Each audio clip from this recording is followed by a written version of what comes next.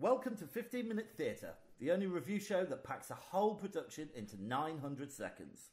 The date is Wednesday, 30th of August 2017, and today we saw The Ferryman. Open the house.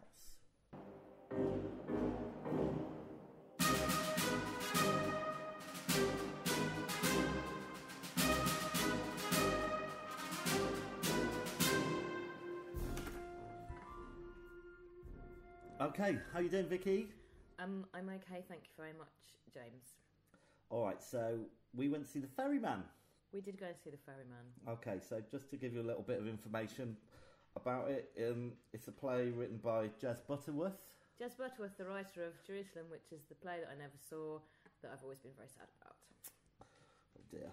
And it was directed by Sam Mendes. Sam Mendes, Oscar-winning director man, ex-Mr. Winslet. And the venue was the Gielgud Theatre. That is correct. And it's going to be running for a while. It's had an extended run, hasn't it? Yes, I'm not sure of the closing date, but I think towards the end of the year. Ah, brilliant. All right, so let's get straight into the review. Right, what did you think? I have to say that I thoroughly enjoyed it. Yeah, I thought it was brilliant. It was, I'd say, in my top 3 pieces of theatre ever. So it revolves around a farmhouse in Ireland, doesn't it? It does indeed. And it's set in the 80s, and a main focus is IRA and the tensions about all of that stuff. Yeah, it's while the hunger strikes were going on, which is quite an important part of the show. I don't want to give you any spoilers, of course. And it does deal with quite serious themes, but it's very funny as well, isn't it? It's very funny. The dialogue is very, very clever and witty. And yes, there is a serious side to it, but yes, very, very amusing. So, staging-wise, what did you think of the set? I thought the set was great. It was basically a big farmhouse kitchen, very realistic. Yeah, it was good. It definitely looked the part, that's for sure. It had like stone slab tile floors, didn't it? Yeah, which sort of weirdly sounded like... I mean, I imagine it wasn't actually stone, but when people walked across it, it did sound like stone, which I thought, I don't know how they did it. The magic of theatre. I mean, I grew up on a farm, and it really reminded me of like an old-fashioned farmhouse. Yeah, the lighting was really good, where they had the windows and they had the light coming at different periods of the day, was very naturalistic and worked very well, I thought. And you didn't get bored by the set, did you? I mean, because it's quite a long play. Jeez, how long was it? Oh, was it about 3.5 hours, including like intervals? Yeah, one interval, one pause. Oh yes, a pause. A pause. Where we weren't allowed to leave our seats. Yeah, so kind of pointless really. But I think they were resetting the stage, weren't they? But yeah, there was enough to grab your attention just through the staging, really. Yeah, and I think there was so much stuff going on with people coming in and out all the time that it didn't really matter that it was in one room. So talking about people coming in and out all the time, yes, the cast was huge. The cast was indeed enormous. There's a basset hound on my leg. Yeah, sorry, my dog's here, distracting us while we're doing this today. Are you, Columbo? Anyway, so there's about 20 in the cast. Did you count them? I didn't count them. I counted them at the end. Did you do a little head count? I did a little head when they were all doing their bows. Was that confusing when they were going up highs and lows and difficult to keep track of? Well, I used to count cows, didn't I? So I'm quite good at counting. Oh yeah. And it's only up to 20, so. Oh well, that's fine. Manageable. So headed up by Paddy Considine. Considine. I think. Yes, but it was very much an ensemble cast. I don't think anyone had a particularly bigger role than anybody else. Everybody had their part, and everyone was very, very good. And I don't think... He was probably the reason why some people would go and see it, but I don't think he stole anybody's thunder, so to speak. I thought he did a standout, solid performance. Yeah. He didn't take away from any of the characters. He certainly didn't pull focus or anything. No, he didn't. But he was the kind of centre of that family, which was what he was supposed to be, I suppose. Yeah, he was the head of the family, wasn't he? Yeah. Yeah. But they were all good, all of them. Yeah, and don't want to give too much of the story away, but there was a couple of women, 2 kind of maternal figures. What did you think of those two? I thought they were both excellent. Again, don't want to give the story away, but yeah, they're both very good. Both. Sorry, somebody's trying to phone me. It's really annoying. I'm going to have to do something about this. Yeah, everyone was good. I'm just saying good a lot because everyone was very good. I tell you who I really liked, and I'm just trying to remember. I think it was the person who played Aunt Pat. Yes. So Aunt Pat was this quite an old woman, yes. White hair. And when we meet her for the first time, she's kind of dressed in black, isn't she? She's quite serious. Yes, she's quite a vicious old bird, I'd say. Well, she is, and she absolutely hates Thatcher and hates what the English have done to Ireland, and it becomes quite a central theme throughout the play. But yes. Her performance was amazing, I thought. Yes, she was very good. Yeah, she was a very strong character. Maybe not quite so central as some of the others, but what she said was very important in the way that it developed. And again, don't want to give anything away. Yeah. Did you know where it was going to go? Did you guess? There were bits of it that I definitely didn't guess. I don't know. No, I didn't guess that it would end the way it did. I thought that some things would happen, but they didn't happen how I expected them to happen.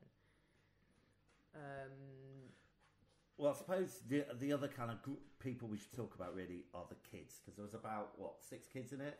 Yeah, the kids were great. There was a baby. They had a baby in it. Well, they had a baby. They had a goose. Yeah. And a rabbit. Yeah. Which is amazing. When was the last time you saw all those on the stage together? I've never seen a real life goose on the stage ever. And the opening of, was it Act 2? The baby was just there on its own on the middle of the stage. Yeah, which is, I fear for their health and safety, but... Well, I don't think it was going to go anywhere, was it? Maybe it was fine. It could hardly walk. Yeah. Well, it couldn't walk. But the children were brilliant, and they for me, they just stand out like bits which were just very funny, because they kept swearing, didn't they? And kids swearing's always funny. Yeah, and there's a very touching part where the kids are... There's another old lady in it who... I think has dementia or something, and there's a very touching part where the kids are Aunt talking Maggie, to her. Aunt Maggie, right? Yeah. There's where the girls are sat around her asking her questions. That's really lovely, isn't it? Yeah, because she'd just come back from her dementia and she'd been on these travels around Ireland and into the past and all this kind of stuff. Yeah. It was good. It was brilliant. So I thought that all the performances were top notch, really. And I suppose the other couple to mention, Mr. Muldoon, was it? Yeah. I think that was his name, or Muldoon or something. Muldoon, who was the representative from the IRA. Yeah, so we meet him in the first scene, don't we? He was sinister. Yeah, he was the bad guy, definitely. Yeah, he wouldn't be my friend in real life. No, but he really did. As soon as he walked on, he kind of got you a little bit nervous. Got me a little bit nervous anyway. Yeah, because you didn't really know what he was going to do. Yeah, that certainly had a lot of power. Yeah. I suppose really the only other person to mention was Tom Kettle, who played the only English guy. Yeah, so it was a bit controversial, wasn't it, that this family had an English guy working for them? And he was. We reckon he was autistic. Yeah, I think so. He definitely had some. Definitely had the traits. He's on the spectrum, that's for sure. Yeah, but he was a great character, a bit of a foil, I think, to some of the other stuff that was going on. Yeah. So, story. Do you think it was a good story? Yeah, I do think it's a good story. I think, it's sort of, the majority of it unfolded. I was going to say unfurled. That's just a posh word for unfold, isn't it? It's unfurled. Unfurled. It unfolded over, a couple of days, 24 hours, something like that. Yeah. But they managed to get in quite a lot of talk about stuff that happened in the past, and so it seemed like it was much bigger than it was, and obviously they connected it to political things that were going on at the time, so even though it was quite intensely focused on this family, it seemed much bigger because it brought in all these other things, about the hunger strike and all that stuff. I don't really know very much about any of that part of history, really. I was quite ignorant, and to hear that view and to hear a very sympathetic view of the troubles in Ireland and Northern Ireland. Well, I guess fascinating. I guess we grew up with living in England, possibly not really getting a fair perspective on it. What we heard was very biased. So I think, it was interesting to see it from another point of view that I personally hadn't experienced. And yeah, I thought it was great. I mean, I think the dialogue, as I think I mentioned earlier, was just really, really, really well written. Yeah, I agree. Yeah, and in 3.5 hours, I didn't look at my watch once. I didn't get bored once. I was totally engaged all the way through, which is unusual for me. I'm normally asleep within 5 minutes. So, what was your standout piece, standout moment? I don't know. There was a revelation in it, which I think we all assumed that a relationship was a certain way, and then there was this revelation. Oh yeah. And I think that was sort of, I don't know whether it was a standout moment because there were so many bits that were good, but I think to me that really sort of, well, it does stand out. Yeah. For me, I think I loved Aunt Maggie, the old lady's speech. Oh yeah, she's amazing. You know, I thought that was brilliant, and having all those kids captivated around there. Right, anyway, this is 50-minute theatre, so we've got to move on because we're going to run out of time. 50 minute. We've Geez. upped up the time No, because the don't worry, Ferryman's so it's still good. 15 minutes. Okay, so we're going to move on to our other feature, Water You Talking About. So, is that what it's called now? I came up with it. What do you reckon? So, well, we buy a bottle of water in every theatre venue because we know how extortionate these things can be. Mainly because I'm pretty disgusted at what hydrating costs. So, last time, the bottle of water was... I think it was £2.70. Yeah, which was extortionate. Ridiculous. And as that was the first one we've reviewed, that puts it at number 1 on our rank on our ranking list. Yeah. So, how much was the water this week? I believe it was £2. £2, which they seemed quite proud about, didn't they? Yeah. Which means that, actually, I should do the ranking the other way around, really. Which means that the best priced water so far is at the Gielgud Theatre. Yeah. For £2. So we'll see how that goes. That's very exciting. I'm not sure we can top 270, to be honest. So that places it number 1 on our league table. Yeah. Congratulations, Gielgud Theatre. You're doing a good job. Right. So now we're down to all the all-important marks out of 10. So we get there's 5 categories, and we get 5 points each on each category. Okay, all right. Let's do it. Okay. So performances. 5. It's absolutely stand out. One of the best things I've ever seen. Yeah, I've got to give it a 5 as well. I couldn't knock any single performance. I liked everybody. I felt that Paddy Considine's accent slipped a couple of times, but it was really minimal, and it didn't spoil anything for me. So. And he was so good. You kind of excuse that. Yeah. Staging. I'm going to go 5 again. I'm going to go 5. I think it's one of the most wonderful sets I've ever seen. Very naturalistic, but it works so well. Yeah, it really worked very well. Okay, technical prowess. Oh wow, prowess. So basically, what did you think technically? Well, I mean, I don't know. Well, I mean, I guess if you factor in stuff like how good the lighting was, I'm just going to say 5. I'm going to give it a 3 because there wasn't really anything technically. Yeah, but maybe that's the magic. We didn't notice it because it was so good. Maybe. All right, originality. 5. Another 5. Yeah. I'm going to give it a 5 as well. Crikey.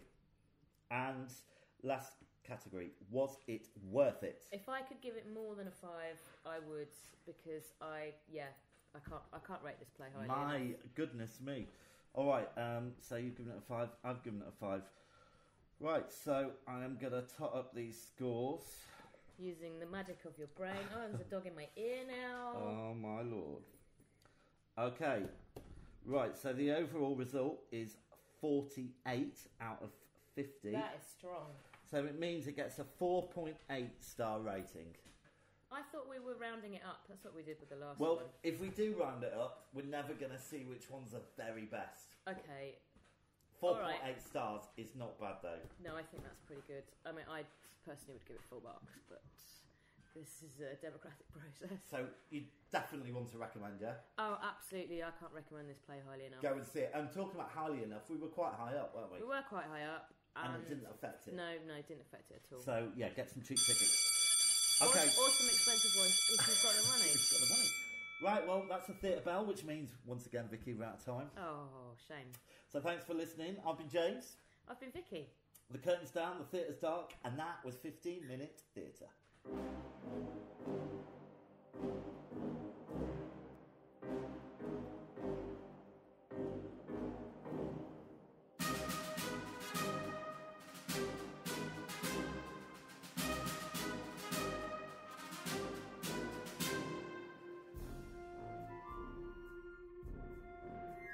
If you're brave enough to have your theatre production reviewed, please contact us at 15minutetheatre@gmail.com, find us on Twitter, and please rate and review us on iTunes.